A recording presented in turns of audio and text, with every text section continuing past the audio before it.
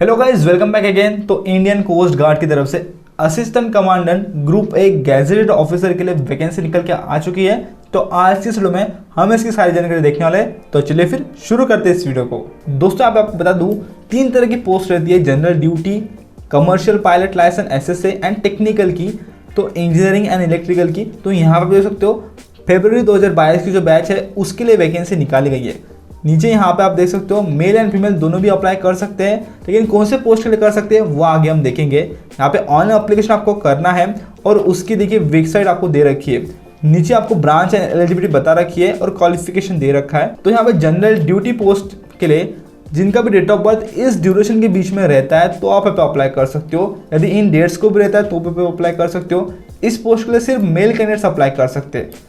यहाँ पे आपकी बैचलर डिग्री इंजीनियरिंग में कंप्लीट रहना चाहिए, यानी कि आपका बीटेक कंप्लीट है, आप पे अप्लाई कर सकते हो। आपको फर्स्ट से लेके 8 सेमेस्टर तक एग्रीगेट 60% मार्क्स देना जरूरी है। उसी के साथ आपके 12th में आपका फिजिक्स और मैथमेटिक्स ये 2 सब्जेक्ट लेना जरूरी है और उसमें भी आपको एग्रीगेट 60% मार्क्स चाहिए। और यदि आपके पास में ये 2 सब्जेक्ट रहते नहीं है तो आप पे अप्लाई नहीं कर सकते। यानी कि आपकी डिग्री चाहिए इंजीनियरिंग की और उसी के साथ 12th में भी आपके फिजिक्स और मैथमेटिक्स सब्जेक्ट लेना चाहिए, तभी आप फर्स्ट पोस्ट के लिए यानी जनरल ड्यूटी पोस्ट के लिए अप्लाई कर सकते हो। सेकंड पोस्ट है commercial pilot entry CPL SSC की, जिसके लिए डेट ऑफ बर्थ का ड्यूरेशन दे रखा है। मेल एंड फीमेल दोनों भी अप्लाई कर सकते हैं। आपके पास में currently valid commercial pilot licence रहना जरूरी है, जो कि इशूड होता है director general of civil aviation की तरफ से। और यहाँ पे आपको 12th में फिजिक्स और मैथमेटिक्स चाहिए, ये 2 सब्जेक्ट, और 60% एग्रीगेट मार्क्स देना जरूरी है 12th के अंदर।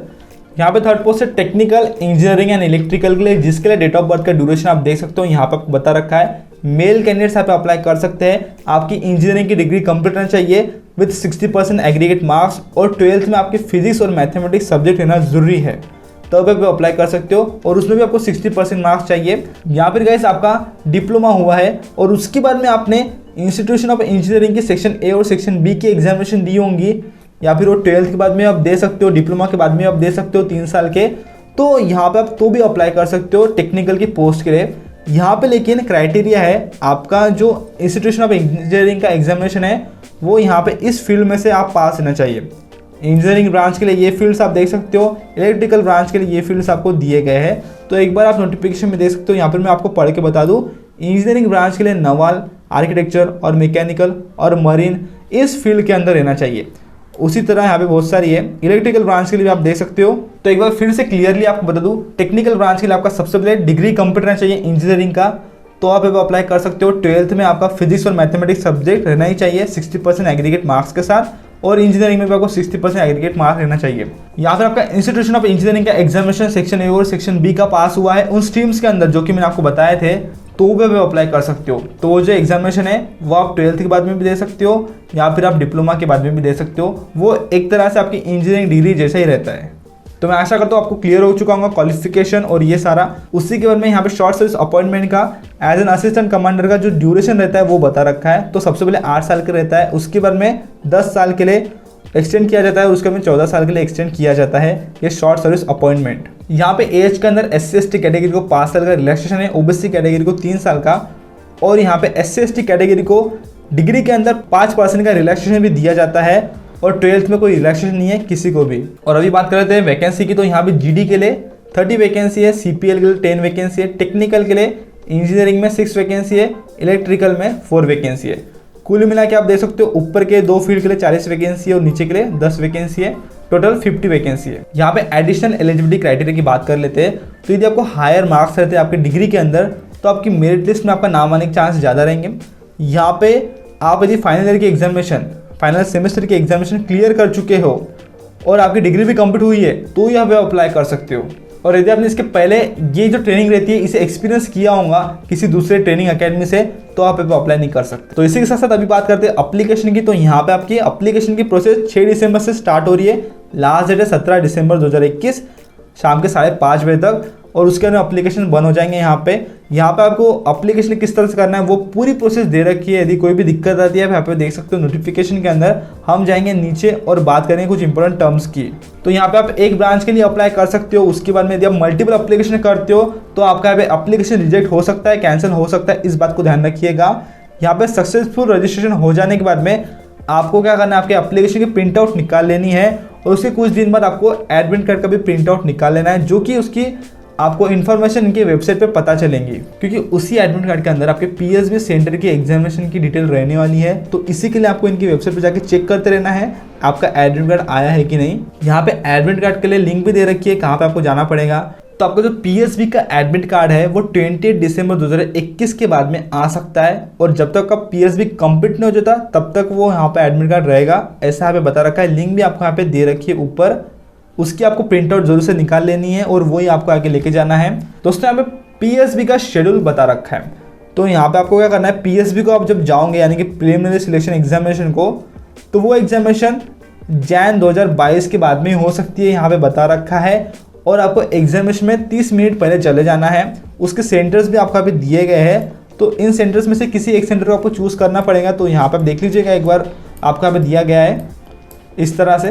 तो एक बार सिलेक्ट होने के बाद में ये चेंज नहीं कर सकते हो आप, ऐसा यहाँ पे बता रखा है। नीचे सिलेक्शन प्रोसीजर की बात कर लेते हैं। तो यहाँ पे स्टेज 1 में आपके एप्लीकेशन का शॉर्ट लिस्टिंग किया जाएगा। तो उसमें आपके जो हायर मार्क्स वाले कैंडिडेट्स रहेंगे उनको पहले सिलेक्ट किया जाने वाला है, शॉर्ट लिस्ट किया जाने वाला है, ऐसा यहाँ पे बता रखा है। और उसके बाद में प्रिलिमिनरी सिलेक्शन के लिए आपको बुलाया जाएगा। प्रिलिमिनरी सिलेक्शन के लिए जो कैंडिडेट्स शॉर्ट आउट हुए हैं उन कैंडिडेट्स का mental ability test, cognitive aptitude test होने वाला है और picture perception and discussion test होगा। तो आप देख सकते हो आपका एप्टीट्यूड टेस्ट भी यहाँ पे होगा, वो इंग्लिश में रहेगा और वो ऑब्जेक्टिव टाइप रहेगा। और आपका जो picture perception and discussion test रहेगा उसमें आपको सिर्फ इंग्लिश के अंदर ही बोलना है, इंग्लिश के अंदर ही आपको डिस्कस करना पड़ेगा, इंग्लिश कन्वर्सेशन रहेगा। तो इसकी आपको प्रैक्टिस पहले ही कर लेनी है। और वो आपके साथ में हिंदी में भी बोल सकते हैं, यदि आप उन्हें अप्रोच करते हो, आप उन्हें बताते हो, तो वो आपसे हिंदी में भी फ्रीली बात कर सकते हैं। और पीएसबी का जो एडमिट कार्ड रहेगा वो तो आपको मैंने बता दिया कब आने वाला है, किस डेट के बाद में आने वाला है। यदि आपने नहीं सुना तो पीछे जाके देख लीजिएगा। दोस्तों यहाँ पे नीचे बहुत ही इंपॉर्टेंट नोट दी गई है। तो यहाँ पे बता रखा है, यदि आपने आपकी डिग्री 2020 या फिर 21 में कंप्लीट की होंगी तो आपको जो यूनिवर्सिटी कॉलेज की तरफ से आपकी डिग्री मिली होंगी वो आपको यहाँ पे लाना पड़ेगा पीएसबी के वक्त। और यदि आपका जो डिग्री रहता है वो 2020 के पहले आया हुआ है तो यहाँ पे आपको इनकी वेबसाइट के ऊपर एक फॉर्मेट दिया जाता है non issuance of degree certificate का। तो वो आपको यहाँ पे साइन करना पड़ेगा, वो आपको यहाँ पे इशू करना पड़ेगा।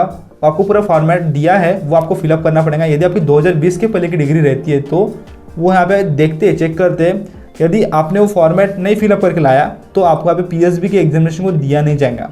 आपको ओरिजिनल डिग्री लाना है 2020 में, यदि आप पास हो गए हो 2021 में, उसके पहले यदि पास हुए होंगे और आपको इशू नहीं होंगी आपकी डिग्री सर्टिफिकेट, तो आपको ये फॉर्मेट फिलअप करके लाना पड़ेगा। यहाँ पे आपको बता दो आपका जो प्रोफाइलिंग रहेगा वो बायोमेट्रिक तरीके से होने वाला है एलिजिबल कैंडिडेट्स का।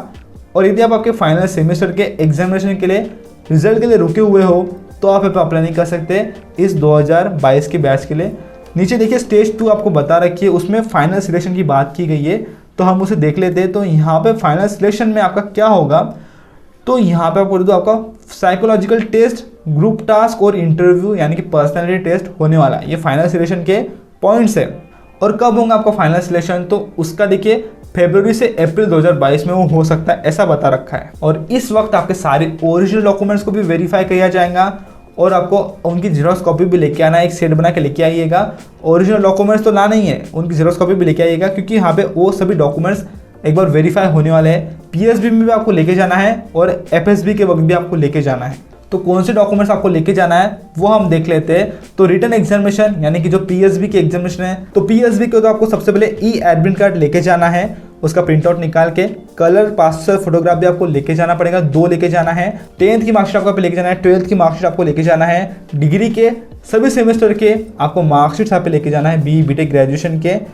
और उसी तरह आपके प्रूफ ऑफ आइडेंटिटी के लिए आप ड्राइविंग लाइसेंस, पासपोर्ट, आधार कार्ड, इसमें से कुछ भी एक लेके जा सकते हो। कास्ट सर्टिफिकेट आपको लेके जाना है, यदि आप ओबीसी कैटेगरी से बिलोंग करते हो आपको नॉन क्रीमिलियर का जो सर्टिफिकेट है वो भी लेके जाना पड़ेगा। SC/ST कैटेगरी को भी कास्ट सर्टिफिकेट लेके जाना है। Income asset certificate for EWS category और कैरेक्टर सर्टिफिकेट आपको लेके जाना है, जो कि 6 मंथ से ओल्ड रहना नहीं चाहिए। और उसी के साथ साथ 12 आपको रिसेंट कलर फोटो भी यहाँ पे लेके जाना पड़ेगा, पासपोर्ट साइज, और उनका बैकग्राउंड ब्लू कलर का रहना चाहिए। और यदि ये डॉक्यूमेंट्स आपके इसमें नहीं रहते हैं तो आप अभी एग्जामिनेशन को बैठ नहीं सकते हो। तो फाइनल सिलेक्शन तो हमने देख लिया था, लेकिन उसी के बाद में मेडिकल स्टैंडर्ड्स भी आपका देखा जाएगा यहाँ पे। उसमें हाइट सबसे पहले असिस्टेंट कमांडेंट GD के लिए और टेक्निकल के लिए 157 सेंटीमीटर चाहिए मिनिमम। उसी तरह यहाँ पे देखिए जो हिली एरिया से कैंडिडेट्स है, ट्राइबल एरिया से कैंडिडेट्स है, उनके लिए थोड़ा रिलैक्सेशन दिया जाता है। यहाँ पे असिस्टेंट कमांडेंट CPL SSA के लिए यहाँ पे देखिए मेन एंड वीमेन के लिए मिनिमम 162.5 सेंटीमीटर हाइट चाहिए और मैक्सिमम 197 सेंटीमीटर हाइट चाहिए और लेग लेंथ मिनिमम 99 सेंटीमीटर चाहिए। यहाँ पे वेट आपका हाइट के प्रोपोर्शन में रहना चाहिए और यहाँ पे चेस्ट बता रखा है कि 5 सेंटीमीटर एक्सपांड होनी चाहिए। आई साइड का भी आपको यहाँ पे एलिजिबिलिटी क्राइटेरिया बता रखा है। तो असिस्टेंट कमांडेंट जीडी के लिए, असिस्टेंट कमांडर सीपीएल होल्डर के लिए और असिस्टेंट कमांडर टेक के लिए आप देख सकते हो। दोस्तों यदि टैटू की बात की जाए तो टैटू आपके एल्बो से लेकर रिस्ट इसके बीच में ही रहना चाहिए, लेकिन आपके पाम के बैक साइड पे, तो यहाँ पे आप अप्लाई कर सकते हो। यहाँ पे आपको देखिए डिटेल में यदि पढ़ना है तो आप इनकी वेबसाइट पे जाके पढ़ सकते हो, वहाँ पे आपको बता रखा है। लेकिन इस एरिया में रहता है और पाम के बैक साइड में, रिवर साइड में रहता है, तो यहाँ पे आप अप्लाई कर सकते हो। और यहाँ पे जो ट्राइबल एरिया से कैंडिडेट्स है, कम्युनिटीज़ है, उन्हें कंसेशन भी दिया जाता है टैटू के अंदर। यहाँ पे फाइनल सिलेक्शन उन्हीं का होगा जिनका मेडिकल स्टैंडर्ड भी चेक हो गया है, तो ये आपका भी फाइनल सिलेक्शन होने वाला है। और उसकी जो लिस्ट रहेंगी, मेरिट लिस्ट, वो इनको इस वेबसाइट पे आपको मिल जाएंगी और जून और जुलाई के बीच में 2022 में आपको वो मेरिट लिस्ट दिखाई देंगी। और फिर आपका ट्रेनिंग होने वाला है INA एजिमला यहाँ, और जो कि स्टार्ट होने वाला है जून के एंड में 2022 में। यहाँ पे सभी कैटेगरीज को बता दूं, यदि आप फर्स्ट टाइम आ रहे हो FSB के लिए, यानी कि जो फाइनल सिलेक्शन रहेगा उसके लिए, तो आपको फर्स्ट टाइम यहाँ पे AC3 train, chair car, actual normal बस में ट्रैवलिंग अलाउंसेस दिया जाता है, यानी कि उसका खर्चा गवर्नमेंट उठाएंगी, ऐसा यहाँ पे आपको दिया जाता है यदि आप FSB को फर्स्ट टाइम आ रहे हो तब। और जो SC/ST कैटेगरी है उन्हें second class railway bus fair FSB और PSB के दोनों वक्त में आपको दिया जाता है ट्रैवलिंग अलाउंसेस। तो वो SC/ST कैटेगरी के लिए और सभी कैटेगरीज के लिए फर्स्ट टाइम FSB के वक्त। जनरल गाइडलाइंस की बात की जाए तो यहाँ पे 2 दिन का आपका प्रीलिमिनरी सिलेक्शन होने वाला है, यानी कि PSB, तो आपको खुद की अरेंजमेंट खुद करना है 2 दिन के लिए। यहाँ पे आपको सभी अपडेट्स के लिए इस वेबसाइट पर जाना पड़ेगा, यहाँ पे आपको अपडेट्स मिलेंगे, लिंक दूंगा डिस्क्रिप्शन बॉक्स में। यहाँ पे आपको फिर से बता दूँ, आपको PSB के वक्त और FSB के वक्त दोनों भी आपको ओरिजिनल डॉक्यूमेंट्स और जेरॉक्स कॉपी लेके जाना है, जो कि मैंने आपको बताया था वो आपको लेके ही जाना है, क्योंकि उसके अलावा आपका एप्लीकेशन कैंसिल हो सकता है। तो अभी बात कर रहे थे प्रमोशन एंड पे स्केल की, तो यहाँ पे आप पोस्ट वाइज देख सकते हो। असिस्टेंट कमांडेंट के लिए 56,100 रुपये है, डेप्यूटी कमांडेंट के लिए 67,700 है। इस तरह से आपको पे स्केल यहाँ पे दिया गया। सभी पोस्ट के लिए आपको एक बार नोटिफिकेशन में देख लेना है। अदर बेनिफिट्स की बात की जाए तो आपको मेडिकल कवर मिलता है खुद के लिए, फैमिली के लिए और आपके डिपेंडेंट पेरेंट्स के लिए। उसी तरह यहाँ पे आपको 45 डेज़ का अर्न लीव और 8 डेज़ का कैजुअल लीव दिया जाता है, आप अपनी छुट्टी पे जा सकते हो। उसी तरह आपको इंश्योरेंस कवर मिलता है 1 करोड़ का at a premium of 10,000 per month. उसी के बाद में पेंशन स्कीम रहता है, ग्रेट्युटी ऑन रिटायरमेंट, आपको इस तरह की स्कीम दी गई है। कैंटीन फैसिलिटी मिलती है। उसी तरह आपको यदि कुछ सीखना है, यदि आपको किसी स्पोर्ट में पार्टिसिपेट करना है तो उसकी भी एडवेंचर फैसिलिटी आपको मिलती है। और ECHS medical facility after retirement आपको दी जाती है। तो ये यहाँ पे बेनिफिट्स आपको बताए गए हैं। तो इस तरह से यहाँ पे आपको यदि एप्लीकेशन करना है 6 दिसंबर से स्टार्ट हो जाएगा, तो आप इस QR कोड को स्कैन करके एप्लीकेशन कर सकते हो। तो यदि वीडियो आपको अच्छा लगा, यूजफुल लगा, तो वीडियो को लाइक करेगा, आपके साथ दोस्तों को शेयर करेगा और इसी तरह के वीडियोस के लिए चैनल को सब्सक्राइब करेगा। मैं मिलता हूं आपको अगली वीडियो में, तो उसके लिए जय हिंद, वंदे मातरम।